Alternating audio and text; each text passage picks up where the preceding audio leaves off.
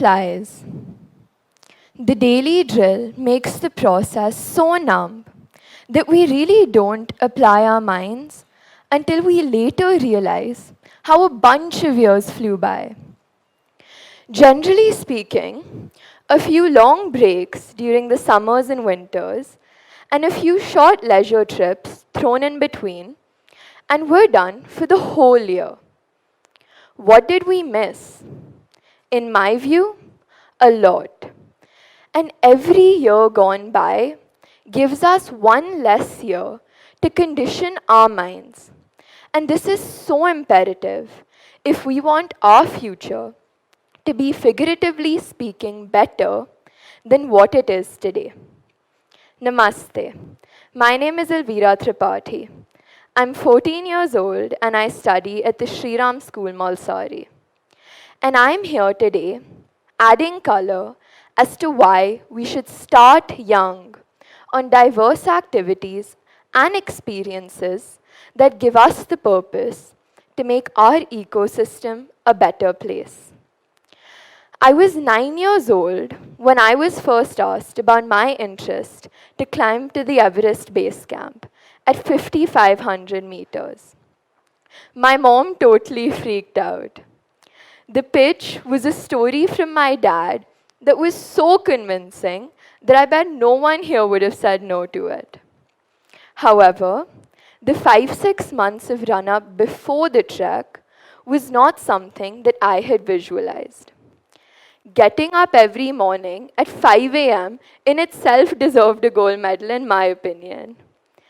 And then I had to run for an hour, exercise daily, climb up and down 20 floors with weights on my back, eat healthy, and so much more. No exaggeration, but with the commando that I was doing, I was just short of singing the national anthem every day.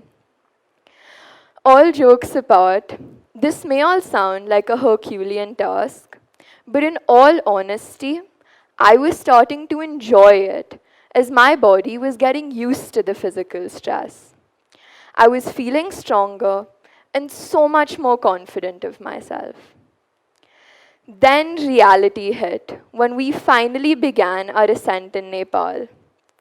In just the first hour of the trek, I somehow managed to fall flat on my face, bleeding from my hands and my knees.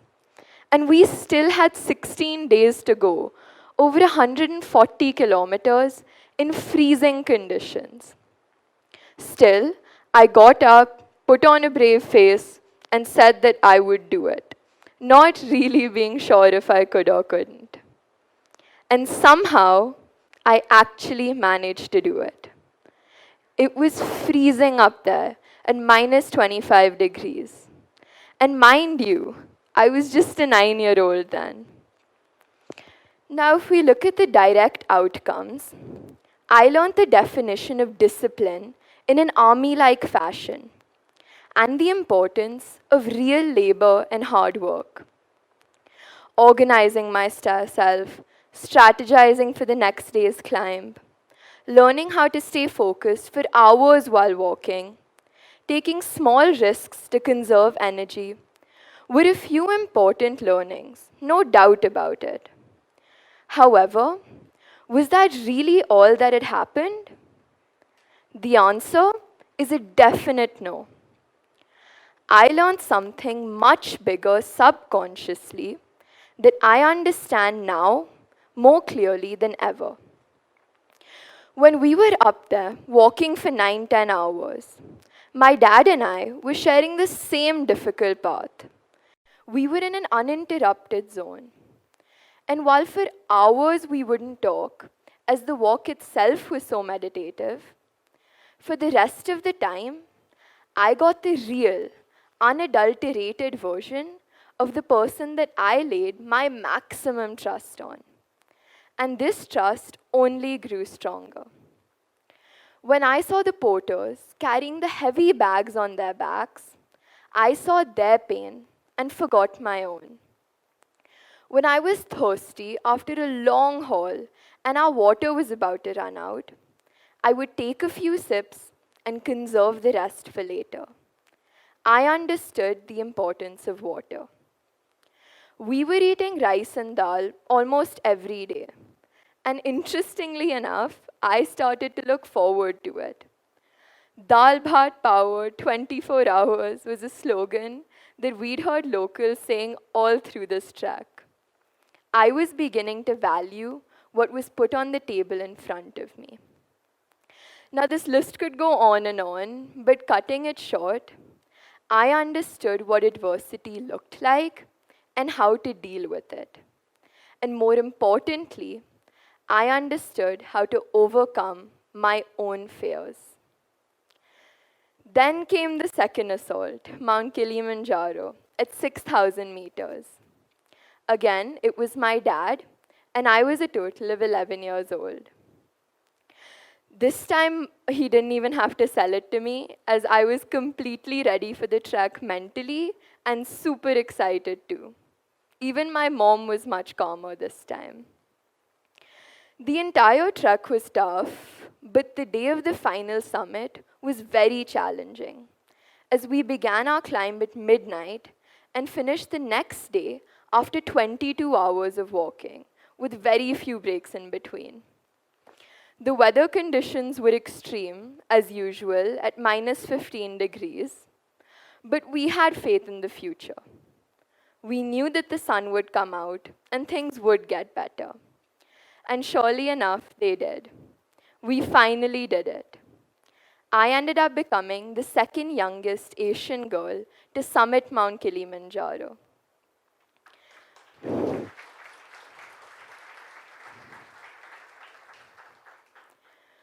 When we look back at our successes, we realize that everything was simply just a state of mind.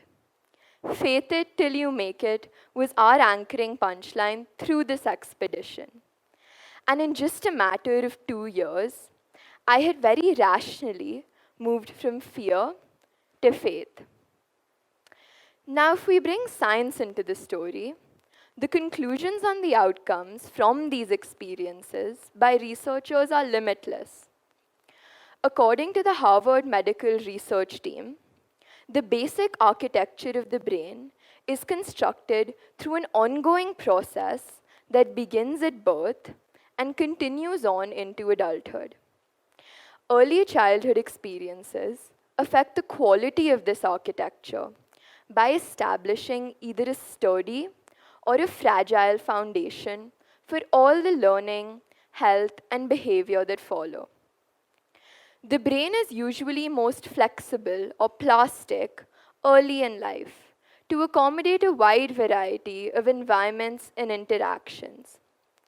But as the maturing brain becomes more specialized to assume more complex functions, it becomes less capable of adapting to new or unexpected challenges. These brain circuits become increasingly difficult to alter over time. Let me repeat that. These brain circuits become increasingly difficult to alter over time. Given this remarkable conclusion, I'm not surprised when I look back at my enthusiasm. Whether it was another mountain that I climbed, or took to riding motorcycles at the age of 13, or developed my entrepreneurship skills by creating a board game. All of these skills influenced me and continue to shape me in one way or another. With no preconceived notions, I experienced all of it firsthand, and more importantly, without the fear of failure. Keeping this in mind, and then drawing conclusions from further medical research, not only do early childhood experiences seem to affect whether children develop purpose at all as they grow older, it also influences what kind of purpose they gravitate towards. So, now we're talking about the direction of these past experiences, which brings me to the logical progression of how these skills get integrated into our daily lives without us even realizing it. The brain circuits are intact, which means we all have the tools, that is, the purpose, We simply need to act with that higher purpose that already exists from these varied experiences. With no fear of failure, I feel that the thrust to get up and act also comes from the same set of experiences. And then, the invaluable learnings that taught us to be more tolerant, more disciplined, hardworking, empathetic. The idea of coexisting within our environment with everything around us. The use of natural resources. The idea of being privileged. All would have very different perspectives, leading to very different outcomes. But a better outcome for certain. An improved person makes an improved society. And I believe that we should all try to be the best versions of ourselves that we could possibly be. So, to all of you sitting here today, I strongly urge you to go out there and explore. Gain those experiences without wasting any more years. The time is now. Because with each experience, we get a higher chance, a better probability at succeeding in gaining that higher purpose to make our community and our nation a better place. Today, I believe that I feel confident that I can contribute to this change. I feel responsible. I feel connected. I take ownership. What triggered this mindset, this transition, this feeling of welfare? I give credit to my experiences and the brain circuits that I formed. Thank you and Jai Hind.